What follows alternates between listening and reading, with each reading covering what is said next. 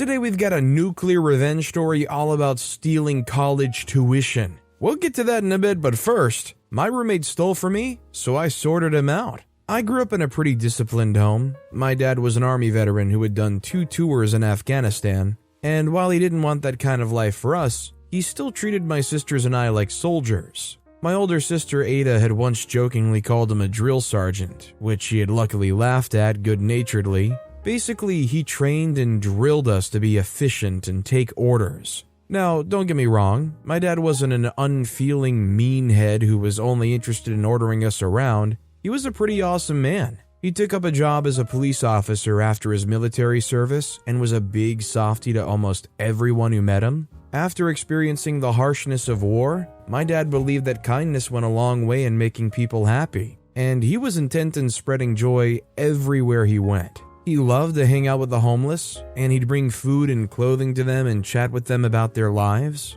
This helped in many ways. For one, homeless people saw a lot of things that happened on the streets, and the people my father helped were, like any other member of society, just trying to survive, and they wanted to live in a safe community just like anyone else. They were usually not very open to helping police officers though, because they saw police officers as oppressive. Which is understandable considering that more often than not, the encounters between cops and homeless people were to force them out of a particular place, or interrogate them as a suspect for crimes they probably didn't commit. My father's kindness to them was not only a breath of fresh air, it built trust, and they gave information to my dad that helped put a lot of bad people in jail. The second advantage of this symbiotic relationship was that oftentimes the kindness and support that my father showed these people was a spark that gave them hope and motivation to get off the streets. He had helped a lot of people this way and was very proud of the work he had done.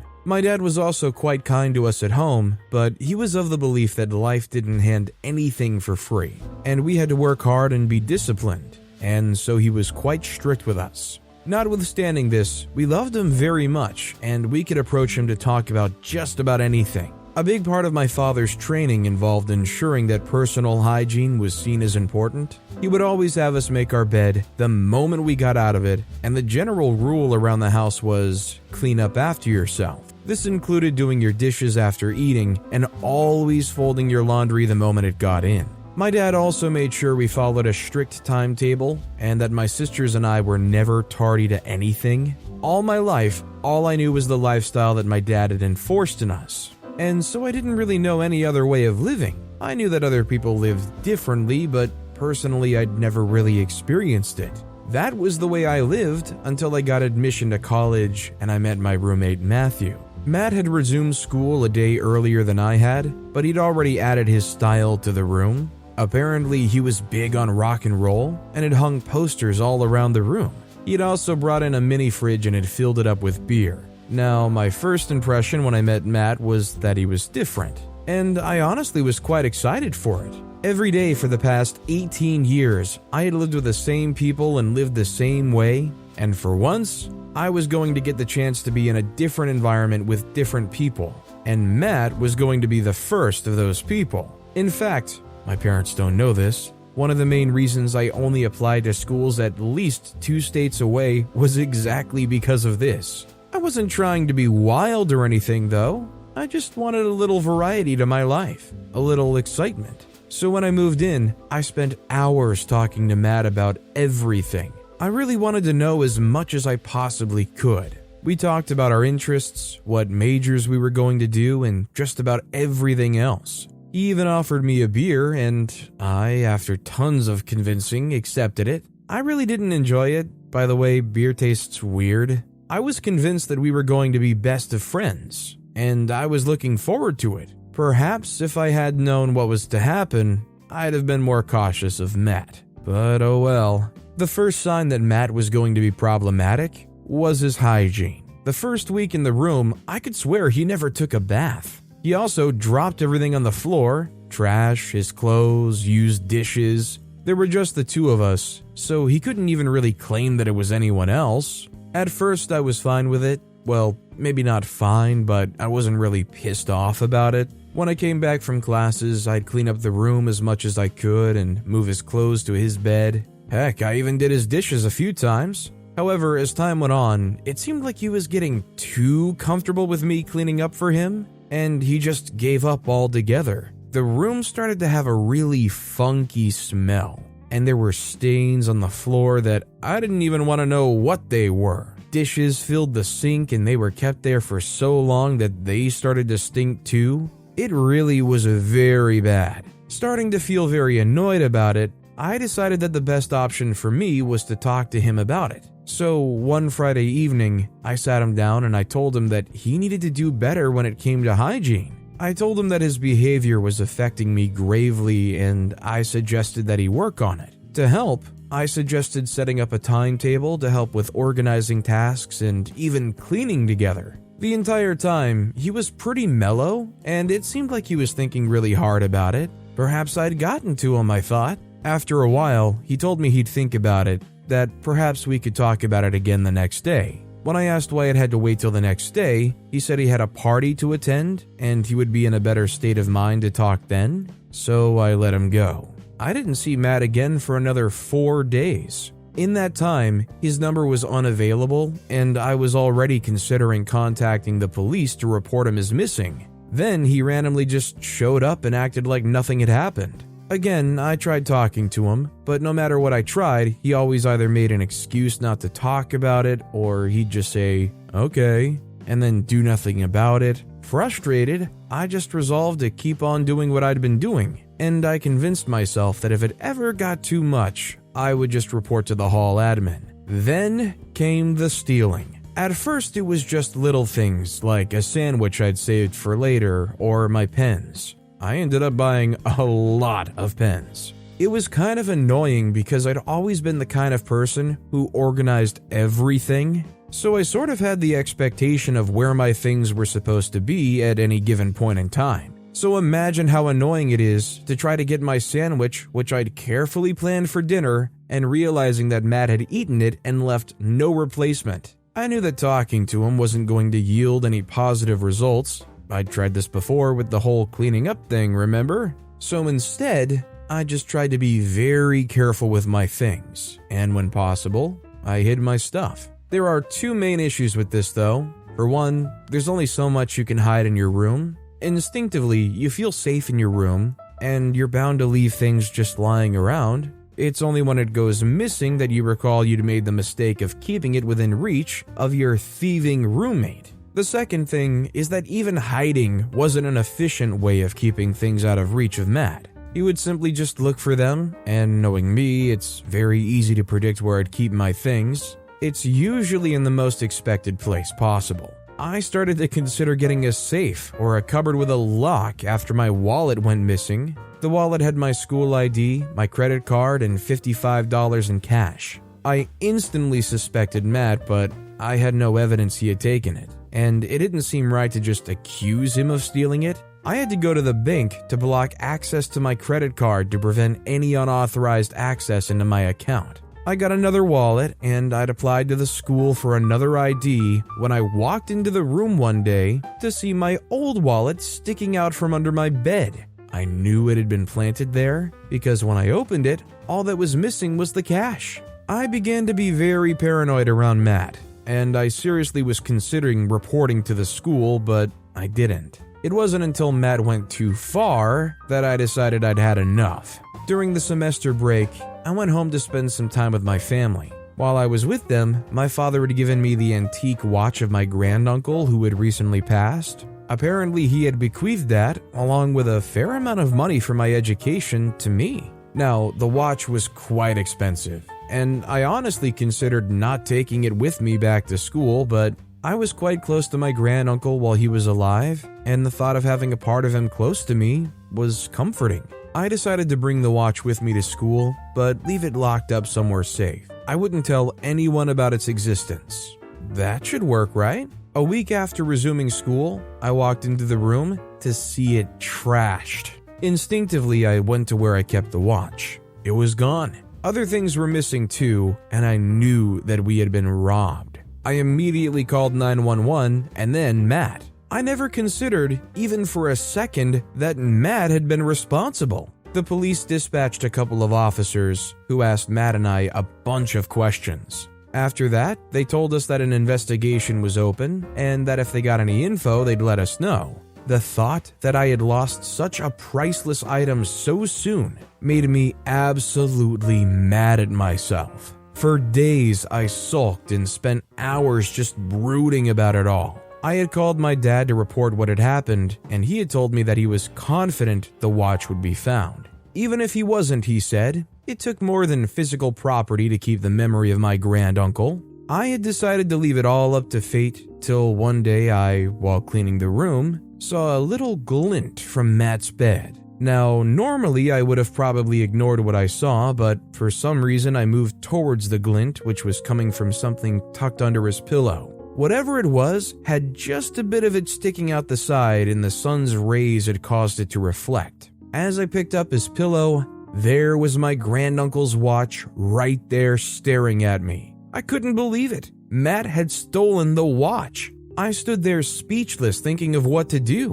By the time I finally managed to move, I knew what I had to do. Matt had gone too far, and I was going to make sure he paid. Normally, I would have confronted Matt about it and maybe also requested to have my room switched, but it was time he got the punishment he deserved. The plan I had in mind was very simple yet effective. I took the watch I had now found, and then I called one of the police officers that had come over when I reported the robbery. He had given me his number, and I told him I had information for him and requested that he come. When he got there, I told him that I found the watch in the custody of Matt. I showed him the watch, and he asked me if I wanted to escalate things. I escalated things. Not only did Matt get arrested for theft, but he also got charged with purchase of alcohol as a minor and falsifying his identity. Apparently, he had used a fake ID to buy the beers that were constantly in his mini fridge. Matt also got reported to school and was expelled.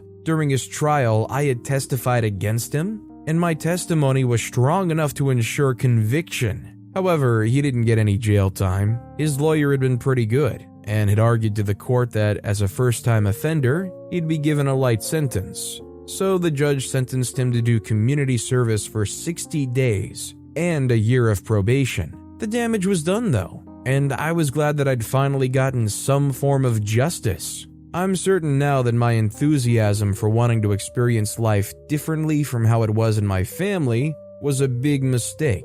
I'm absolutely convinced I don't want to have another roommate ever again.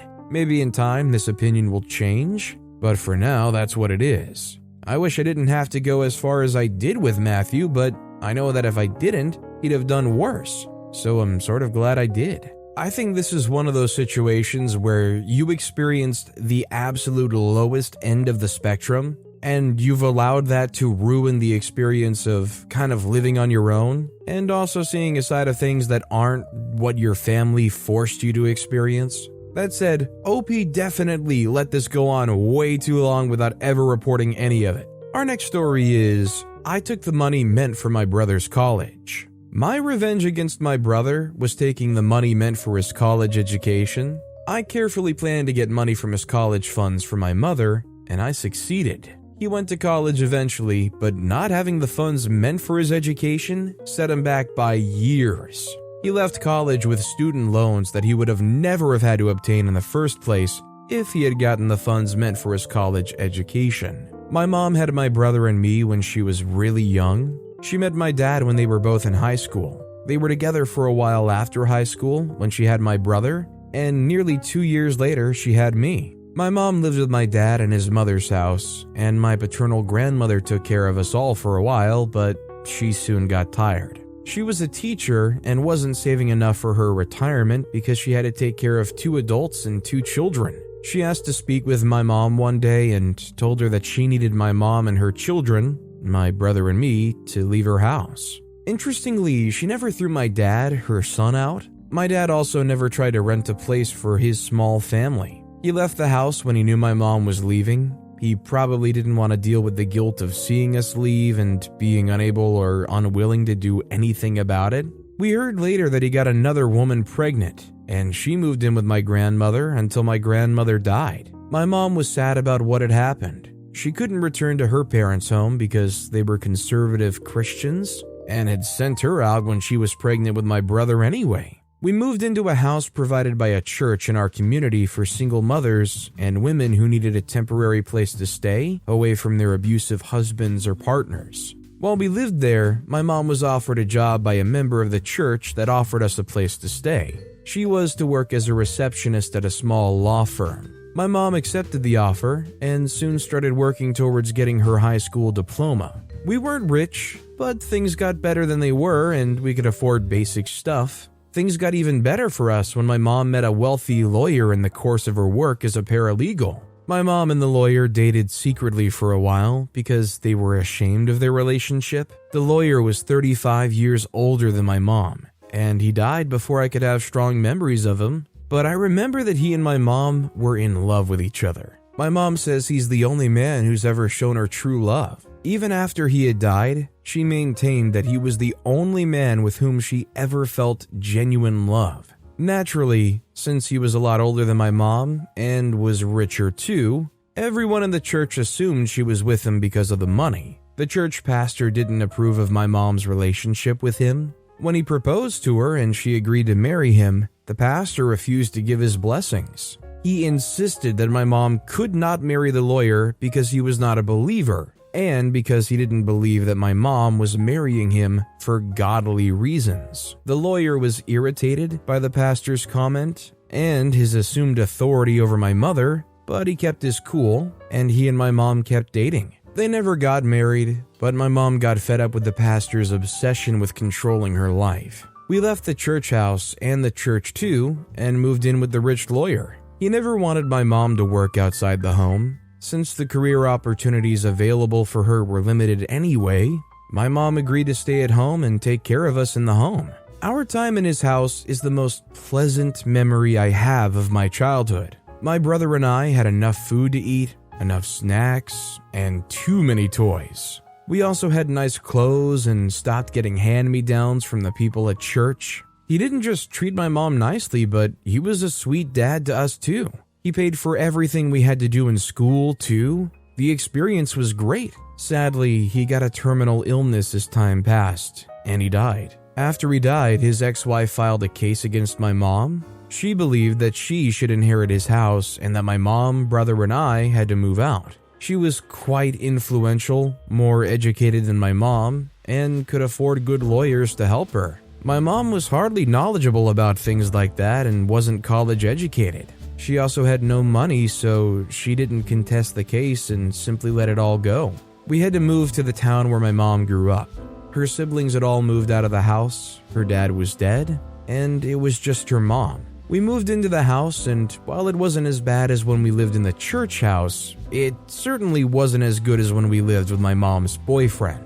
My mom was heartbroken, but she managed to find a good job in town and took good care of my brother and me. Some years later, my mom's late boyfriend's lawyer reached out to us. He had apparently set up a college fund for my older brother. My mom was very grateful. "I'm sure he would have done the same for you if he'd stayed alive a little longer," my mom said to me later that week. I got back at my brother by ensuring that my mother spent the money on something else. My brother had to repeat a grade in high school, so we were in the same grade at the time. He was a big bully, but he was brilliant. And that was the only reason the school didn't kick him out. He looked forward to going to college. Funnily, his reason for going to college was to spite our father. He badly wanted to prove himself to everyone. Of course, he was banking on the money my mom's boyfriend had in store for him. There was no better way to hurt my brother than to ensure he didn't go to college. My best friend in school had a stepdad who was a known gangster. Everyone knew he sold drugs too. He had been in and out of jail many times. My mom had warned me many times to stay away from my best friend because everyone knew his stepdad to be dangerous and working for even more dangerous people. My best friend wasn't about that life though. He actively avoided getting into that business, even though his mom was involved too. The plan was to convince my mom that I was owing a drug lord a huge amount of money and that he was going to end me. That way, my mom would be forced to pay up with a huge chunk of my brother's college fund. To make the whole thing believable, I started to run errands for my best friend's stepdad. He was horrified at first, but I let him in on my plans and he let me be. It was from working for my best friend's stepdad that I realized that he had a boss, and his boss has a boss. It was a whole network and hierarchy of bosses. My best friend suggested that I actually lose some of his stepdad's goods and run away. That would make him send his boys to my grandma's house to look for me. On one of the days he sent me on an errand, I ran home with the goods and hid them under my bed. As my best friend and I expected, his stepdad sent some boys to my grandma's house. My mom was horrified to see that I was dealing with those kinds of people. I handed them the goods I ran away with when they asked. That meant one thing. My best friend's stepdad had fired me. He never joked about his business. A week after, my mom had had a complete emotional breakdown about the new company I was keeping. I packed a bag and ran away. Well, I wanted my mom and brother to think I ran away. My mom was beside herself with grief, worrying about my safety. Eventually, I sneaked home one evening and told her what had happened. I lied that I'd gotten mixed up with some drug dealers. I was going to deliver some drugs to another person, and I was robbed of them. I told her the gang leaders were after me because they thought I'd run away with their goods. My mom was scared. She grew up in the same neighborhood, so she knew how dangerous those gangs could be. After exploring several options, she decided to dip into my brother's college funds. My mom could never let my brother know that she was using his college funds to repay a debt and save my life. He would have never have allowed it. Instead, she lied to him about having a health emergency. Even though she had lied about her health, my brother still managed to throw a tantrum. He left the house for a while and then returned later, refusing to speak to anyone. When my mom handed me the money to pay back the gangsters, my best friend and I went over to the bank to deposit the money in his brother's account. His brother was someone we could trust, so we had him keep the money in a fixed deposit until I needed it. I could not think of a better way to punish my brother than what I did.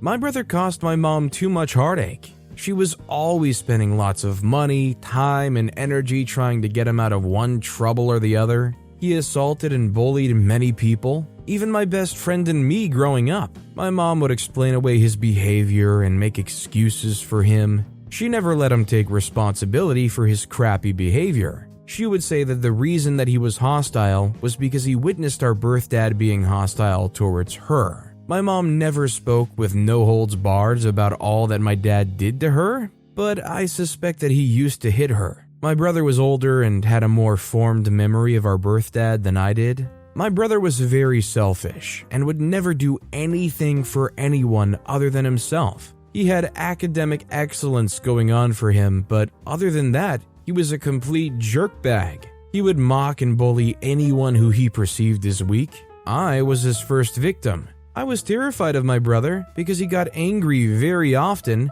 and when he did, he would punch me and grab my neck. It was never a pleasant sight. Even my mom would worry about leaving me at home with him. I was helpless and small because my brother was huge and had the muscular physique of our birth dad. He got away with hitting me too many times because my mother hardly ever confronted him about his behavior. She was almost as scared of him as I was. Despite my brother's aggressive behavior, he had good grades in school and would represent the school in quiz and essay competitions. He won most of them too. I knew I had to stop my mom from pouring all that money into my brother's education when my brother got a lot of money from an essay competition he participated in. We needed the money in the family. At the time, my grandma's house where we lived had a lot of things that needed repairing, and we barely had enough groceries. My mom worked at a bookshop, and her pay was barely enough for us. My brother could have done something for the family, but he didn't. He went to my birth dad, who lived in the same town as us, but never bothered to be an actual father to us. My dad, being just as selfish and inconsiderate as my brother, tricked my brother and took all of his money. My mom warned my brother, but he didn't listen. He even moved some of his stuff to live with my dad and his new family. My mom felt betrayed and cried about it for the whole week. When my brother returned, she took him in, but I knew that something had changed. She no longer prioritized him as she used to. She also stopped making excuses for him and left him to deal with the consequences of his behavior. It was at that time that he was suspended for a semester, another gross misconduct, and had to repeat a grade. My mom pretended that the whole episode with my dad hadn't happened, but I never forgot. My brother had the chance to do something for his family, but he ran away to my birth dad, who didn't care about us. I knew the best way to get back at my brother was to take up the college funds and return them to my mother in the future. That worked, and as soon as my brother started his journey in college and was able to work his way around getting loans, I had my best friend's brother return the money to me, and I gave it to my mother. My mom hardly had a solid retirement plan, so it made sense to let her use the money instead. I know it was meant for a different purpose, but my brother didn't seem like a credible investment anyway. He came about money for a while and abandoned the family he'd always known. Thankfully, my brother is a brilliant kid, and he found his way around the university on his own. My mom, as usual, tried to mask her happiness when I confessed what really happened to her. I know she was glad I helped her to save some money though. She was also relieved that I was never part of any drug-dealing gang. My brother having to navigate college with very little support from my mother helped develop his character. He stopped bullying people and finally became more responsible with money. Although stealing somebody's college funds is pretty cruel, I'm glad that overall in OP's situation, it seems to have worked out pretty darn well for them. It seems like pretty much everybody's in a pretty darn good place, and can you really be too upset at the actions taken if things worked out that well in the end? It's nice to see that their jerk of a brother had character development, but with that being said, that's all the time we have for today. Now, if you want to hear another crazy revenge story, check out that video on the left, or if you missed my latest video, check out that video on the right. That said, I'll see you all next time with some more stories.